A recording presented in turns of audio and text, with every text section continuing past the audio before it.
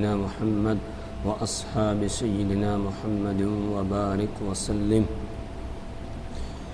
الحمد لله نحمده ونستعينه ونستغفره ونؤمن به ونتوكل عليه ونعوذ بالله من شرور أنفسنا ومن سيئات أعمالنا. من يهده الله فلا مضل له ومن يضلله فلا هادي له. وأشهد أن لا إله إلا الله وحده لا شريك له. وأشهد أن سيدنا ومولانا محمدا عبده ورسوله.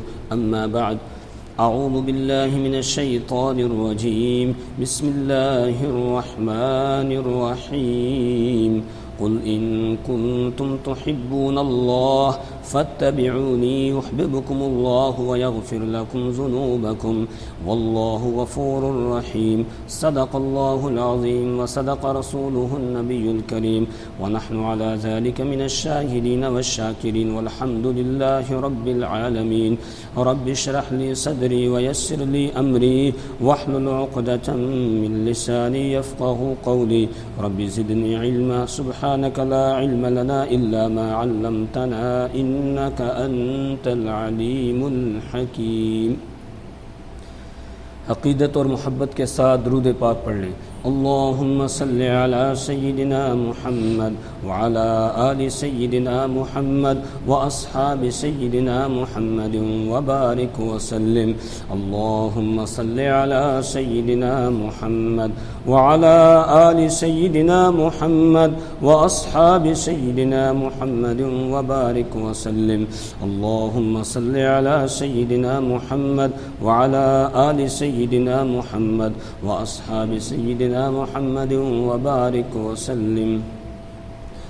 برادران اسلام، واجب الاحترام محترم بزرگوں اور دوستو، جمعے کے ان خطبات میں ہم حدیث جبرائیل پڑھ رہے ہیں، جس میں حضرت جبرائیل علیہ السلام نے رحمت دو عالم صلی اللہ علیہ وسلم کے سامنے انسانی شکل میں حاضر ہو کر 5 سوالات کیے. ان 5 سوالوں میں سے پہلا سوال تھا مل ایمان، ایمان کیا ہے؟ تو رحمت دو عالم صلی اللہ علیہ وسلم نے اس کے جواب میں ارشاد فرمایا ان تؤمن باللہ وملائکتہ وکتبہ ورسلہ والیوم الآخر والقدر خیرہ وشرہ، کہ ایمان یہ ہے کہ تو ایمان لائے اللہ پر اور اس کی کتابوں پر، اس کے رسولوں پر اور اس کے پیغمبروں پر اور آخرت کے دن پر اور اچھی اور بری تقدیر پر. اس میں سے چوتھے نمبر پر ہے پیغمبروں پر ایمان لانا. یہی ہم پڑھ رہے تھے. گزشتہ ہفتے میں نے آپ کے سامنے عرض کیا تھا کہ پیغمبروں پر ایمان لانے کا مطلب یہ ہے کہ پیغمبر کی اتباع کی جائے، پیروی کی جائے، نبی جو دین لے کر آیا ہے اس دین کو اپنایا جائے اور اس دین کے مطابق زندگی بسر کی جائے. نبی کی ایک ایک سنت کو اپنایا جائے، جس طریقے سے اس نے زندگی بسر کرنے کے لیے کہا اور جیسے زندگی بسر کر کے دکھائی ہے اس نے، ویسے زندگی بسر کی جائے. ایک ایک عمل میں، زندگی کے ایک ایک موڑ میں، ایک ایک حالت میں، ہر شعبے کے اندر نبی صلی اللہ علیہ وسلم کے طریقے کو اور آپ کی سنت کو زندہ کیا جائے، آپ کی سنت کے مطابق زندگی بسر کی جائے. اور پھر میں نے عرض کیا تھا کہ دین کے بڑے بڑے 5 شعبے ہیں.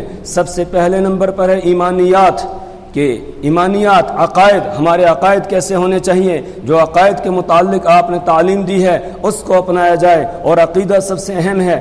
اگر عقیدہ خراب ہوگا پھر کوئی عمل اللہ کے یہاں قابل قبول نہیں ہے. چاہے کتنا ہی اچھا کام آدمی کرے، کتنا ہی نیک عمل کرے، وہ نیک نہیں بن سکتا ہے جب تک کہ ایمان نہیں ہوگا. تو سب سے پہلے نمبر پر ہے ایمانیات. دوسرے نمبر پر ہے عبادات. عبادات میں بھی رسول پاک صلی اللہ علیہ وسلم کے طریقے کو اپنایا جائے کہ آپ نے کیسے وضو کرنے کا طریقہ سکھایا، آپ کیسے وضو کرتے تھے، کیسے نماز پڑھتے تھے، کس طرح روزہ رکھتے تھے، کس طرح زکوٰۃ ادا کرنے کے لیے آپ کے فرامین ہیں، آپ کے ارشادات ہیں، صدقہ کیسے ادا کرتے تھے، قربانی کیسے کرتے تھے. اسی طریقے سے دیگر عبادات، حج ہے، عمرہ ہے، یہ ساری عبادات ہیں. ان عبادات کے اندر آپ کے طریقے کو اپنایا جائے کہ کس طریقے سے آپ نے یہ کام کیے ہیں اور کیسے امت کو کرنے کے لیے کہا ہے. اس کے بعد تیسرے نمبر پر ہے معاملات، کہ معاملات میں دیکھا جائے آپ نے کیسے معاملات کیے، لین دین آپ نے کیسے کیا، کس طریقے سے کیا ہے، آپ نے نکاح کیا ہے، نکاح کس طریقے سے کیا، اسی طریقے سے نکاح کرنے کے بعد کس طرح اس کو آپ نے نبھایا ہے، بیویوں کے ساتھ، ازواج مطہرات کے ساتھ آپ کا کیسا برتاؤ تھا، کس طریقے سے آپ رہتے تھے، آپ کا رہن سہن کیسا تھا، کن اخلاق کے ساتھ ان کے ساتھ آپ پیش آتے تھے، کس طرح ان کے درمیان آپ برابری کیا کرتے تھے، اور پھر نکاح کے متعلق آپ کے کیا ارشادات ہیں۔ کسی بھی موڑ پر رسول پاک صلی اللہ علیہ وسلم نے ہمیں یتیم نہیں چھوڑا ہے کہ ہمیں کہیں نظر اٹھا کر کسی اور کی طرف دیکھنا پڑے، نہیں، بلکہ ہر ایک شعبے میں، ہر ایک معاملے میں آپ نے ہمیں عمدہ اور نورانی ہدایات عطا کی ہیں، ان ہدایات کے مطابق وہ کام ہمیں کرنا ہے۔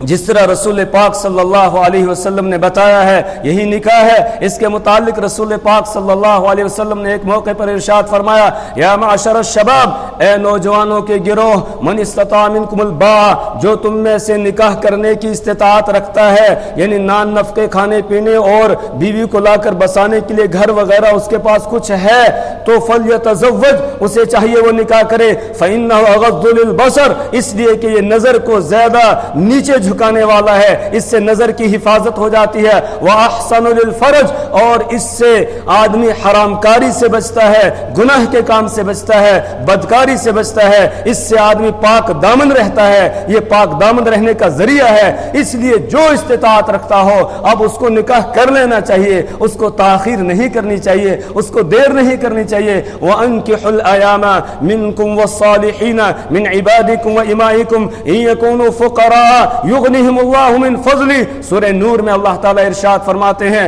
اولیاء کو، ماں باپ کو، اور جو بھی کسی کا ولی ہے اس ولی کو خطاب کر کے اللہ کہہ رہے ہیں وَأَنكِحُوا الْأَيَامَ مِنكُمْ، کہ تمہارے درمیان جو بے نکاح کے لڑکے اور لڑکیاں ہیں، جوان ہو گئے ہیں، بس ان کے نکاح کرا دو۔ انکحوا الایام منکم والصالحین من عبادکم وامائکم ان یکونوا فقراء، اگر وہ فقیر ہوں گے، اگر ان کے پاس کچھ نہیں ہے خرچے ورچے کے لیے، تب بھی آپ نکاح کر دو گے۔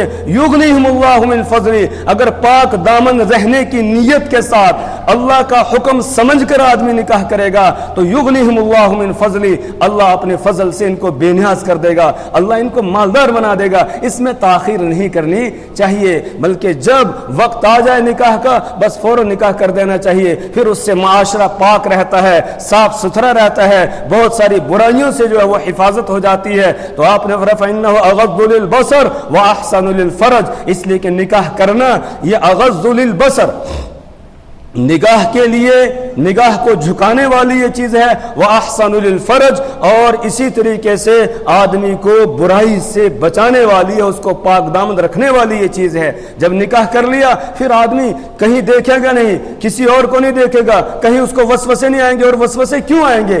جب اس کو اللہ تعالیٰ نے پاک دامن بیوی دے دی ہے تو بس اب اس کی پوری توجہ اسی کی طرف ہونی چاہیے، اور اگر پوری توجہ اسی کی طرف وہ رکھے گا اللہ زندگی کے اندر وہ سکون عطا کرے گا جس کا اندازہ نہیں لگایا جا سکتا ہے۔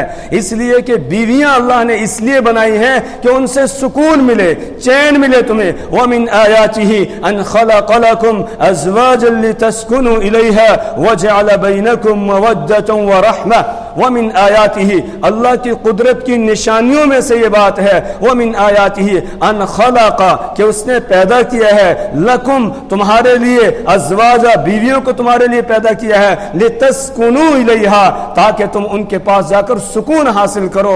باہر سے آدمی آتا ہے، تھکا ہارا ہوتا ہے، پریشان حال ہوتا ہے، گھر میں پہنچتا ہے، ایک مسکراہٹ کے ساتھ بیوی پیش آتی ہے، ملتی ہے، سارے غم وہ بھول جاتا ہے، وہ بٹھاتی ہے، پانی پیش کرتی ہے، اس کا اکرام کرتی ہے، تھوڑی سی مسکراتی ہے، ساری پریشانیاں یہ بھول جاتا ہے۔ لِتَسْكُنُوا إِلَيْهَا، تاکہ تمہیں سکون حاصل ہو، لیکن سکون تب حاصل ہوگا جب اس کی ساری توجہ بیوی کی طرف، آگے بتایا وَجَعَلَ بَيْنَكُمْ مَوَدَّةً وَرَحْمَةً، اور اللہ نے تمہارے درمیان محبت کو رکھ دیا ہے، محبت کو ڈال دیا ہے۔ اب اس کی محبت، یہاں ساری محبت کا سر چشمہ جو ہے وہ بیوی ہونے چاہیے۔ سب سے پہلے تو اللہ کی محبت، اللہ کے رسول کی محبت ہے، اس کے بعد جو ہے پھر اللہ کے دین کی محبت ہے، دین کے کاموں کی محبت ہے، اللہ کے رسول کی سنت جو ہے اس کی محبت ہے، اس کے بعد پھر اس کی توجہ جو ہے وہ بیوی کی طرف ہونی چاہیے۔ بیوی سے محبت کرے گا، جتنا یہ محبت بیوی کے ساتھ کرے گا، بیوی اس کے ساتھ محبت کرے گی،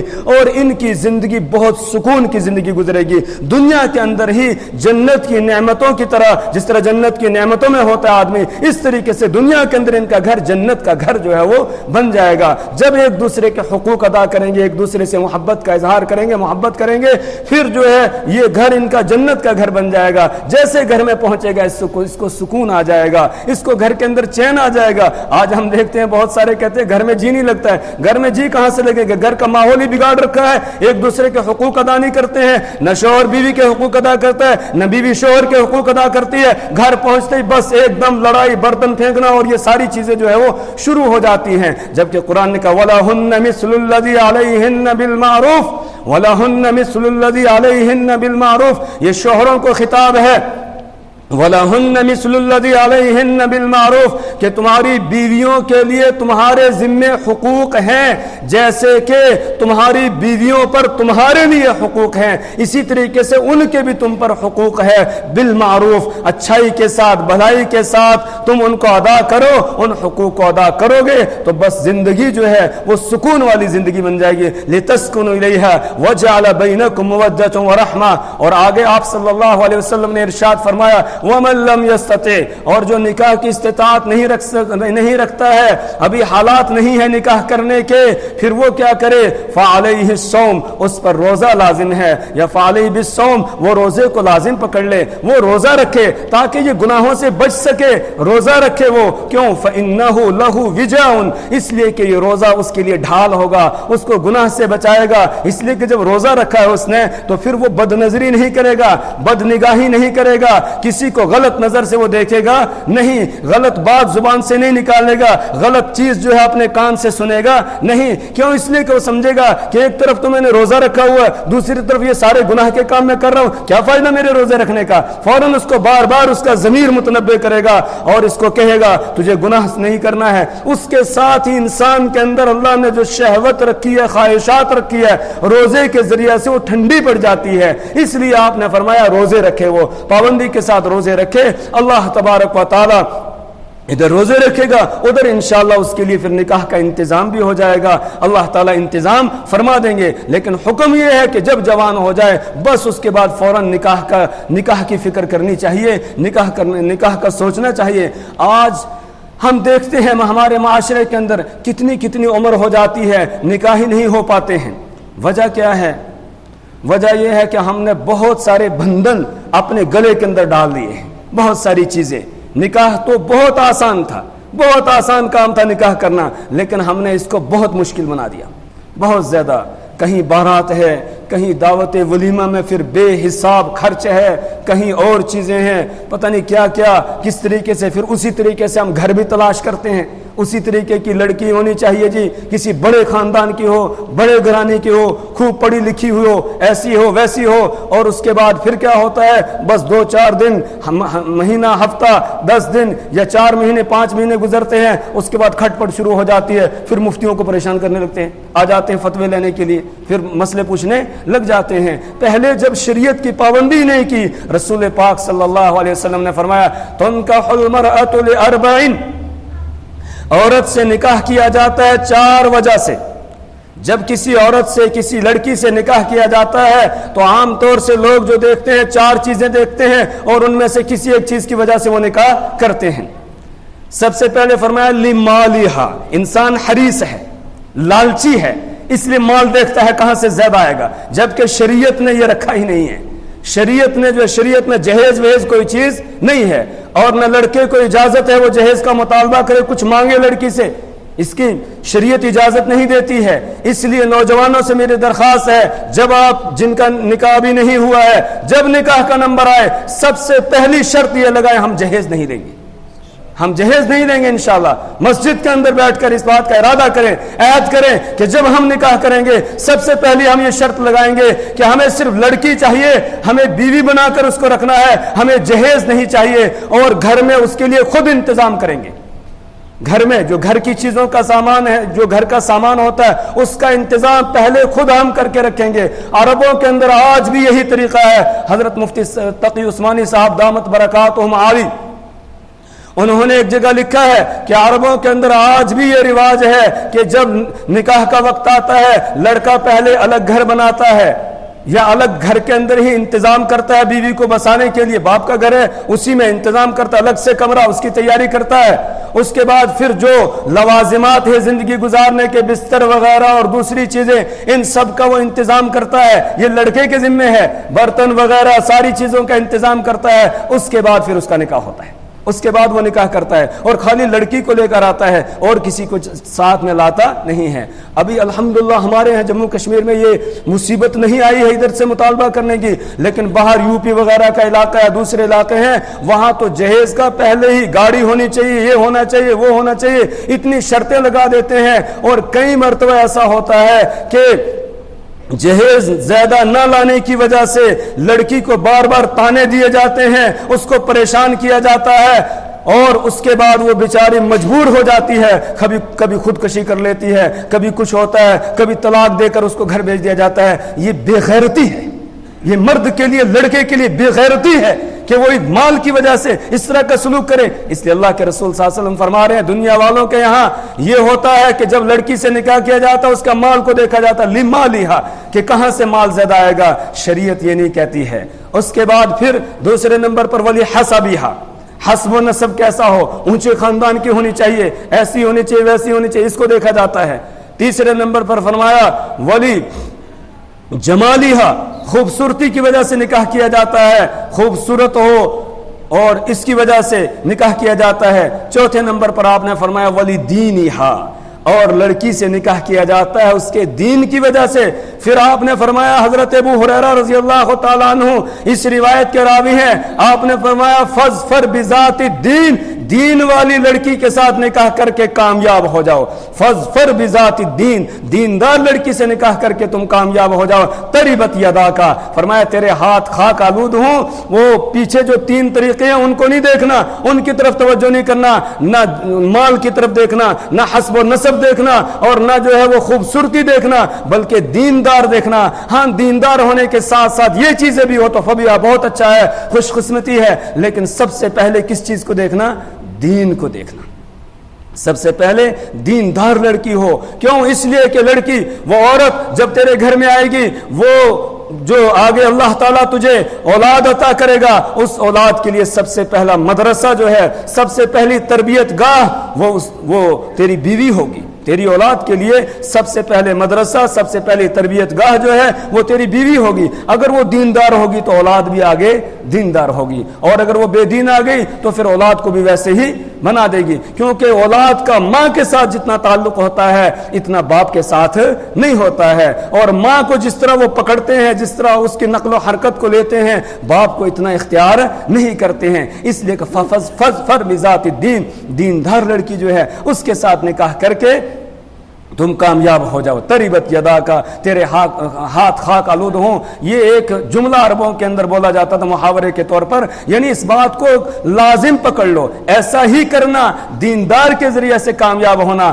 اور یہ صرف حضرت ابو ہریرہ رضی اللہ عنہ کے لیے حکم نہیں, بلکہ ہم میں سے ہر کلمہ گو, ہر وہ نوجوان جو نکاح کے دہانے پہ پہنچ گیا, اب نکاح کرنے جا رہا ہے, بس اس کو چاہیے وہ اس حدیث کو یاد کرے اور اس کے بعد اس بات پر عمل کرے, فظفر بذات الدین, کہ دیندار لڑکی کے ساتھ نکاح کیا جائے. آج دیکھا جاتا ہے اسی طرح لڑکی والے بھی دیکھتے ہیں کہ ایسا بڑا جو ہے وہ نوکر ہونا چاہیے, بڑا یہ ہونا چاہیے, وہ ہونا چاہیے کوئی, تو پھر جا کر جو ہے ہماری لڑکی اچھی طرح وہ زندگی بسر کرے گی. مال و دولت سے سکون نہیں حاصل ہوتا ہے, چین نہیں ملتا ہے.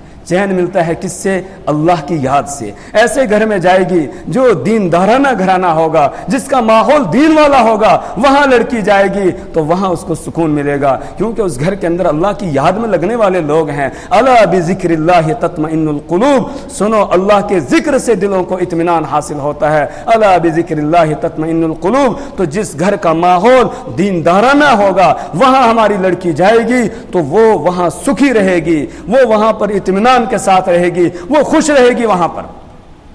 اور ایک روایت میں اللہ کے رسول صلی اللہ علیہ وسلم نے ارشاد فرمایا، یہ لڑکی کہ جو اولیاء ہے، ولی ہے، اس کے ذمہ دار ہیں، ان سے آپ نے ارشاد فرمایا اذا خطب الیکم من ترضون دینہ وخلقہ، جب تمہیں کوئی ایسا رشتہ آ جائے، ایسا پیغام نکاح آ جائے ایسے شخص کی طرف سے، ایسے لڑکے کے بارے میں کہ ترضون دینہ وخلقہ، کہ جس کے دین اور اخلاق سے تم راضی ہو، جس کے دین اور اخلاق سے تم راضی ہو، یعنی اخلاق بھی اس کے اچھے ہیں اور دین بھی اچھا ہے۔ معلوم ہوا لڑکی کا رشتہ کرنے کے لیے کیا دیکھنا چاہیے؟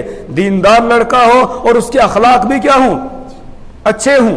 بعض ایسے ہوتے ہیں نمازی ہوتے ہیں، مسجد میں آنے والے ہوتے ہیں، لیکن اخلاق اور کردار ٹھیک نہیں ہوتا ہے، دوسروں کے ساتھ پیش آنا یہ ٹھیک نہیں ہوتا ہے۔ اخلاق کی بہت زیادہ اہمیت ہے، دین اسلام کے اندر اخلاق کی بہت زیادہ اہمیت ہے۔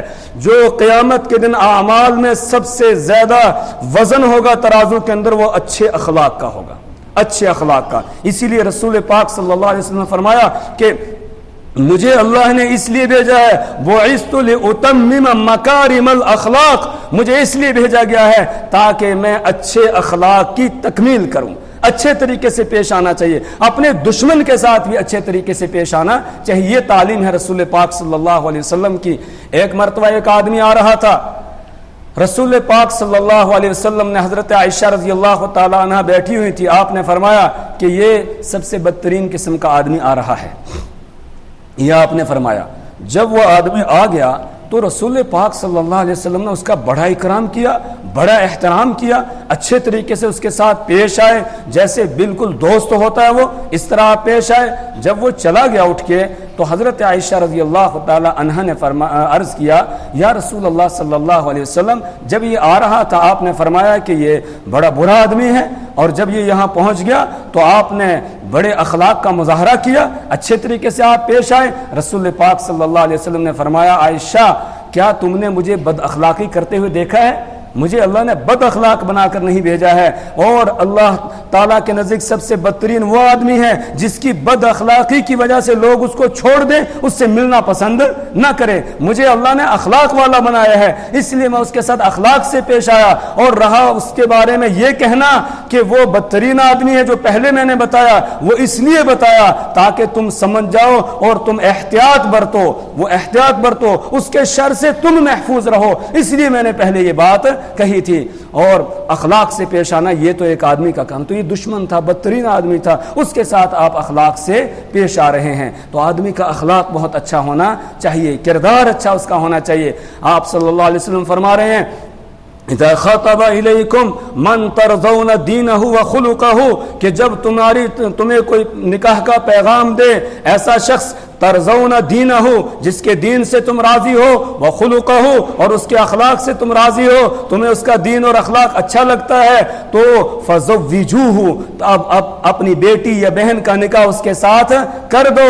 اور آگے فرمایا وَإِلَّا تَفْعَلُوهُ، اور اگر تم نے ایسا نہیں کیا، اور اگر تم نے ایسا نہیں کیا تو پھر زمین کے اندر فتنہ پھیل جائے گا، وَفَسَادٌ عَرِيضٌ، اور بہت بڑا فساد جو ہے وہ برپا ہو جائے گا اگر تم ایسا نہیں کرو گے۔ دیندار کی طرف سے پیغام آ گیا، اب فوراً نکاح کر دو، اس میں تاخیر نہ کرو۔ اب مال و دولت اور نوکری ووکری کے چکر میں پڑ کے اور پھر اپنی لڑکی کی عمر جو ہے وہ زیادہ نہ کرو، اس لیے کہ اگر زیادہ عمر ہو جائے گی پھر رشتے بھی نہیں آئیں گے، اسی طرح لڑکے کی عمر زیادہ ہو جائے گی پھر رشتے نہیں ملیں گے، تو اس صورت میں پھر کیا ہوگا؟ فساد پھیلے گا، پھر فتنہ پھیلے گا، فساد پھیلے گا، پھر ماحول جو ہے وہ خراب ہو جائے گا، ماحول پاکیزہ نہیں رہے گا۔ تو یہ ہدایات ہے رسول پاک صلی اللہ علیہ وسلم کی نکاح کے متعلق۔ اسی طرح آپ نے فرمایا نکاح کرو تو نکاح کے بعد ولیمہ کرنا سنت ہے، ولیمہ کرنا سنت۔ حضرت عبد الرحمن ابن عوف رضی اللہ تعالیٰ عنہ تشریف لائے، ان کے کپڑے کے اوپر ایک زرد رنگ کا نشان لگا ہوا تھا. رسول پاک صلی اللہ علیہ وسلم فرمایا یہ کیا؟ کہنے لگے یا رسول اللہ میرا نکاح ہو گیا. اب دیکھو حضرت عبد الرحمن ابن عوف رسول پاک صلی اللہ علیہ وسلم کے چہیتے صحابی عشرہ مبشرہ میں سے ہے, بہت زیادہ آپ کے ساتھ محبت رکھتے ہیں, آپ بھی ان کے ساتھ محبت رکھتے ہیں. نکاح کیا, حالات نہیں تھے, حضور پاک صلی اللہ علیہ وسلم کو اطلاع نہیں دی, آپ کو بھی نہیں بتایا نکاح کے بارے میں. آپ آج ہم ناراض ہو جاتے ہیں, مجھے نہیں بلایا جی, اس کو بلایا, اس کو بلایا. نہیں, ناراض نہیں ہونا چاہیے, ناراض نہیں ہونا چاہیے. کیسے آدمی کے حالات ہیں اگلے کے وہ وہی جانتا ہے. تو انہوں نے نہیں بلایا. رسول پاک صلی اللہ علیہ وسلم پوچھا, آپ نے فرمایا کہ کیا ولیمہ کیا؟ انہوں نے کہا نہیں یا رسول اللہ. آپ نے فرمایا اولم ولو بشاتن, ولیمہ کرو اگرچہ ایک بکری کے ذریعے سے ہو, ولیمہ کرو اگرچہ ایک بکری کے ذریعے سے ہو. اور اسی طریقے سے ولیمے کے بارے میں آپ نے یہ بھی تاکید کی ہے کہ ولیمہ کرنا یہ سنت ہے, لہذا اس میں سب لوگوں کو, غریبوں کو بھی بلایا جائے, مالداروں کو بھی بلایا جائے. صرف مالدار نہیں, آج ہمارے یہاں یہ رواج چل پڑا ہے, بڑے بڑے مالداروں کو بلایا جاتا ہے, غریبوں بیچاروں کو بلایا ہی نہیں جاتا ہے. آپ نے ارشاد فرمایا کہ شر الطعام طعام ولیمۃ, کہ سب سے بدترین کھانا اس ولیمے کا کھانا ہے کہ یدعا لہ الاغنیاء, کہ جس ولیمے میں مالداروں کو تو کارڈ دیے جائیں, ان کو تو بلایا جائے, اور ویترک الفقراء, اور فقیروں کو, محتاجوں کو, غریبوں کو چھوڑ دیا جائے, ان کو نہ بلایا جائے. آپ نے فرمایا یہ سب سے بدترین کھانا ہے. ایسے کھانے کے اندر شرکت ہی نہیں کرنی چاہیے کہ جس کھانے میں غریبوں کو یاد نہ رکھا جائے. غریبوں کو بلانا چاہیے, زیادہ کثرت میں غریب ہونا چاہیے, مالدار بھی ہوں جو رشتہ دار ہیں, لیکن یہ ہے کہ غریبوں کو زیادہ بلانا چاہیے. یہی گویا تعلیم دے رہے ہیں رسول پاک صلی اللہ علیہ وسلم. اور پھر فضول خرچی نہیں ہونی چاہیے, قرضہ لینے کی ضرورت نہیں ہے, جیسے آدمی کے حالات ہوں ویسے کرے. رسول پاک صلی اللہ علیہ وسلم کا نکاح ہوا حضرت صفیہ رضی اللہ تعالی عنہا کے ساتھ, تو آپ نے کھجور اور جو کے ذریعے سے ولیمے کا انتظام کیا.